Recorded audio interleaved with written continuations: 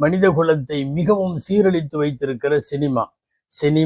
Cinema கலாச்சாரம், cinema நடிகர் நடிகைகளை அவர்களின் அடிமைகளாய், ரசிகர்கள் என்ற பெயரில் அடிமைகளாய் சுற்றி திரியும் எல்லா செய்திகளும் இதற்குள்ளே அடக்கம்.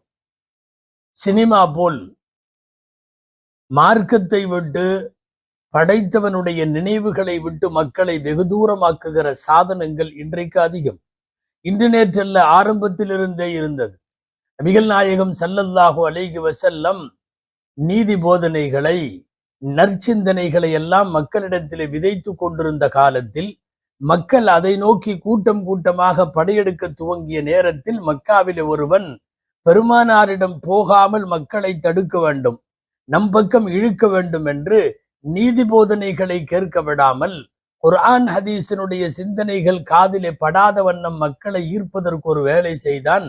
வெளியூரிலே இருந்து ஆடி பாடி நடனமாடுகிற அழகிய பெண்களை இழுத்து வந்து அரைகுறை ஆடைகளோடு, வாயிலே பாடல்களோடு, இரவும் பகலுமாய் எப்போதும் ஆடிக்கொண்டிருக்கிற ஒருத்தியை கொண்டு வந்து வைத்து, பாருங்கள், முகம்மதிடம் போய் அவர் சொல்லும் நீதி கதைகளை, அவர் சொல்லும் குர்ஆன் வசனங்களை, வஹியின் வார்த்தைகளை எல்லாம் கேட்பதை விட இங்கே வந்து பாருங்கள், இவளின் ஆடலையும் பாடலையும் பாருங்கள் என்று ஒருவன் கூட்டி வந்து மக்களை ரசிக்க வைக்க துவங்கிய போது இறங்கிய வசனம்தான் குர்ஆனிலே இன்றும் இருக்கிறது.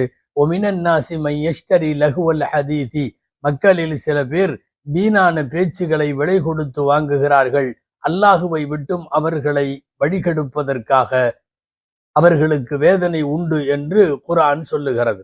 ஒமினன் நாஸி மை யஷ்தரி லஹுவல் ஹதீத் என்கிற இந்த வசனம் இறங்கியதற்கு பின்னணியில் பல்வேறு காரணங்கள் சொல்லுவார்கள். எல்லாம் சொல்லுகிற செய்தி ஒன்றுதான். இறை சிந்தனையிலே மூழ்க விடாமல், நல்ல விஷயங்களை கேட்கவும் பார்க்கவும் விடாமல் மக்களை திசை திருப்புகிற ஒரு பொழுதுபோக்கு அம்சத்தை ஏற்பாடு செய்வதற்கு அன்றைக்கு சில விஷமிகள் முயற்சித்தார்கள். நதர் இப்னுல் ஹாரிஸ் என்பவன் வெளியூர்களுக்கு சென்று சில வெளியூர்களின் கதைகளை, புரட்டுகளை, இதையெல்லாம் கொண்டு வந்து மக்களுக்கு கொடுத்து அவன் சொன்னான், இன்ன முஹம்மதன் யுஹத்திசுக்கும் அன் ஆதி வ சமூத், முஹம்மது உங்களுக்கு முன்வாழ்ந்த ஆது சமூது கூட்டத்தவர்களுடைய கதைகளையும் அவர்கள் அழிந்து போன வரலாறுகளையும் சொல்லுகிறார். இங்கே வாருங்கள், நான் உங்களுக்கு கிளுகிழுப்பை தரக்கூடிய சில செய்திகளை சொல்லுகிறேன் என்று ஆபாசங்களை எல்லாம் மக்களுக்கு காதிலே கேட்க வைக்க முயற்சி செய்தான்.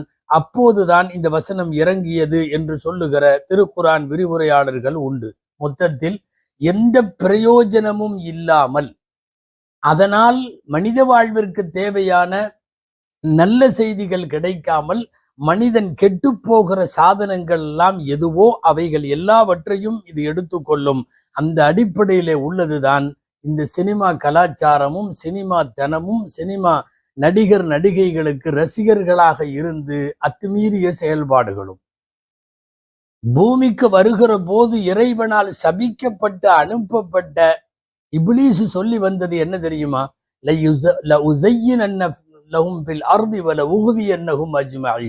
நான் பூமியிலே சென்று அவர்களுக்கு கெட்டவைகளை எல்லாம் அழகாக்கி காட்டுவேன், அவர்களை வழிகெடுப்பேன் என்று சொன்னான். இன்றைக்கு அப்படித்தான் கெட்டவைகள் அலங்காரமாக காட்டப்பட்டிருக்கிறது. ஜுய்யின் அழகும் சூஉ அமாலிஹிம் என்று குர்ஆனிலே வருவது போல் தீமையான செயல்கள் அலங்காரமாக காட்டப்பட்டிருக்கிறது. அந்த வரிசையில் சினிமா ஒன்று. சினிமாவிலே இருக்கிற நடிகர் நடிகைகள் சொந்த வாழ்க்கையில் அவர்கள் யோக்கியர்கள் அல்ல, அவர்கள் ஒன்றும் நீதிமான்கள் அல்ல, அவர்கள் ஒன்றும் மனித புனிதர்கள் அல்ல, அவர்கள் ஒன்றும் இறை சிந்தனையிலே மூழ்கி போனவர்கள் அல்ல, நற்காரியங்களுக்கான அடையாளங்களும் அல்ல. ஆனால் இவர்கள் தங்களை தாங்களே ரோல் மாடல்களாக நடிகர் நடிகைகளை ஆக்கி கொள்ளுகிற அவலம் உலகம் முழுவதும், குறிப்பாக நம்முடைய தமிழ் மண்ணில் இது ரொம்ப அதிகம் நடக்கிறது. நடிகர் நடிகை என்பவன் எழுதி கொடுப்பதை வாசிக்கின்ற, சொல்லி கொடுத்ததை நடித்து காட்டுகிற ஒரு போலி பிம்பம், அவ்வளவுதானே. அவன் எப்படி நமக்கு மாடலாக முடியும்? அவன் எப்படி நமக்கு முன்மாதிரியாக ஆக முடியும்? முன்மாதிரி என்பவனின் வாழ்வு புனிதமாக இருக்க வேண்டும். முன்னும் பின்னும் அவனுடைய வாழ்வு முரண்கள் இல்லாமல் இருக்க வேண்டும். எந்த அளவிற்கு தமிழ் சமுதாயம் நடிகர் நடிகைகளுக்கு பின்னால் அவர்களை மாதிரிகளாக மாடல்களாக ஏற்றுக்கொண்டு சீரழிந்து போய்விட்டார்கள். ஏதேனும் ஒரு திரைப்படம் வருகிறது, அதிலே கதாநாயகன் தாடி வைத்தால் இவன் தாடி வைக்க ஆரம்பிக்கிறான். கதாநாயகன் அதிலே தாடியை மழித்தால் இவனும் கிளீன் ஷேவிலே மழித்து விடுகிறான். அவன் வைப்பது போல முடிவெட்டி கொள்ளுகிறான், அவன் போடுவது போல ட்ரெஸ் போட்டு கொள்ளுகிறான். உங்களுக்கு யார் ரோல் மாடல்? வாழ்க்கையின் எந்த பக்கத்திலேயும் நல்லதே செய்யாத, கரை படிந்த, ஆபாசங்களுக்கு பெயர் போன, திரைமறைவில் செய்யப்படுகிற எல்லா விதமான கெட்ட காரியங்களுக்கும் ஒருவன் துணை நிற்பவன் எப்படி முன்மாதிரியாக முடியும்? அவன் எப்படி மக்கள் தலைவனாக முடியும்?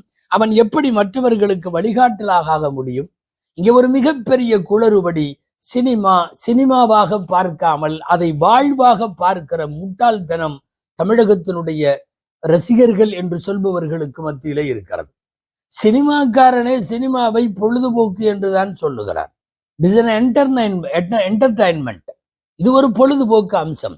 பொழுதுபோக்கு அம்சம் என்று சொல்லி அவன் எடுத்த போலி கதையை நிஜமாக எடுத்துக்கொண்டு செயல்படுவது நம்முடைய மிகப்பெரிய தவறு.